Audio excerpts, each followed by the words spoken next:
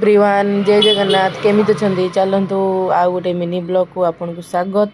आउ blog T निश्चिंत देखिए आउ लाइक शेयर कमेंट करे बिल्कुल भी भूलिबेनी आउ लंच रे आज तार कोन ताको ब्रेड ऑमलेट कर देली एक्चुअली बहुत दिन ला खाइ नता बहुत दिन मतलब 3-4 दिन ला खाइ नतला हमरो सोयाबीन तरकारी हेतला भात आउ डाली ये नगे कोन खाइ देली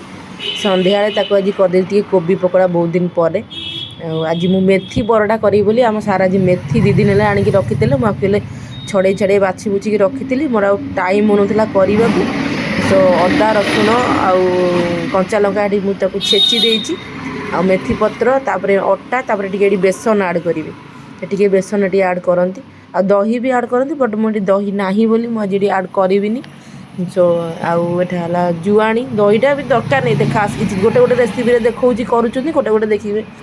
करूना ऑप्शनल आपड़ थे जी करते ना ना एमती भी भल लगे तो लुण लंका गुंड ये पकईदे आउ जीरा टिके आउ जुआणी टिके दुईटा जाक आड कर जोटा भी गोटे आड करेंगे ना आउ टे सुखिला मेथी पत्र जो ड्राए वाला आम घर थे जोटा मसलार पकाती सेटा आउ सब्जी मसला पकई गोटे पैकेट रू अधा अधी पकई टिके जस्ट रखी आउ से अदा रसुण आउ कंचा लंकार पेस्टा पकईदे यहाँ ही मेन टेस्ट फ्लेवर कर धनिया पत्र थब जदि आप आड करें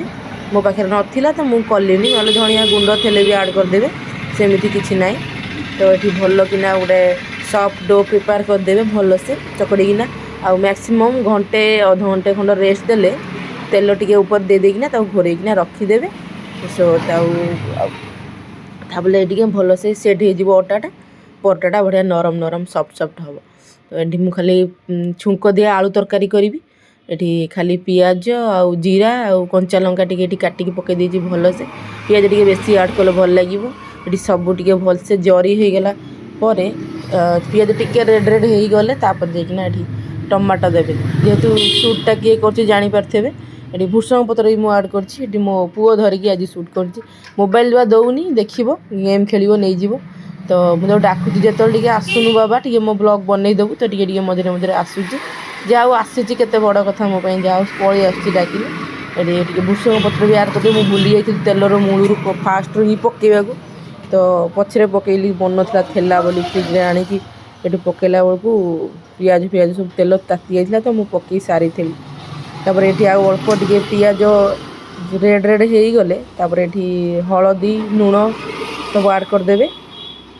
बेसिक मसला किसी नहीं सेमती किसी नहीं अपन जहाँ भी खट्टा खट्टा टी तरकारीटा में लगे 2-4टा टमाटर आड करदे भल लगे तो ये टिके रेड हो जाऊ सी देखुन हाथ मारूँ मुझे तो हाथटा तातीज कहीं लगुच आउटा जरी हो आसला लंका गुंड भी आप आड करेंगे मो कंचा लंका राग यदि हम तो घर यदि किए छोट पिला तो खाइबनी तो मो पुओ तो खाइबनी तरकारी एमती भी मुझे लंका गुंड भी पछरे आड करी तो तापर ये टमाटो आम पकईदे मु 3टा खंड टमाटो काटिकी रखी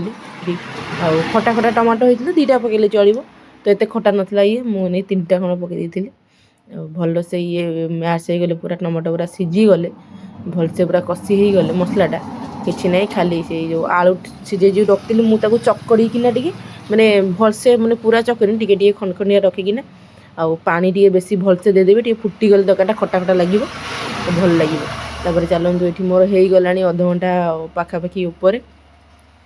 तापर करदबा ये कौन परोटा करना मुझे बापा को आम खाऊ खाऊ तो सी आसला बेलू राति 10:30-11टा हम ताकू ही करके बनईकि आगुतरा दे दिए देखो देखिए सुंदर मजार बेली हो पूरा अटाटा मोर सेट हो जाए एमती ही करेंगे बोले टेस्टी लगे और शीत दिन निहाती तो थे आमर वर्षे थे तो मुझे निहाती करे ये परोटा आउ करी खातु केमती लगे मत कहे बहुत हेल्दी आउ टेस्टी बहुत भल लगे खाली भी आप खाईपर दही सांगे तरकारी न कले भी किसी ना दही की खटा मगेकिना आप खाईदेवे किसी ना तो ये मोर सार आसीगले मुझे करदी आउ खटा भी से साइड देनी मोर टे खटा ना हेनी तो आम यहाँ खाईदेबू पचार खाईना केमतिया से कहे टेस्ट करना पचार तो कहले न बढ़िया है।